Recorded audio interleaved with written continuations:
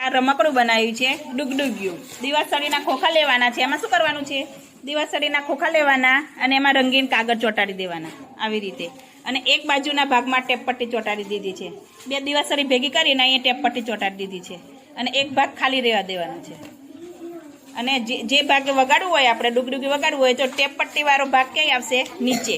આવી રીતે વગાડવાનું છે. વગાડો છો બેટા વિરાજ.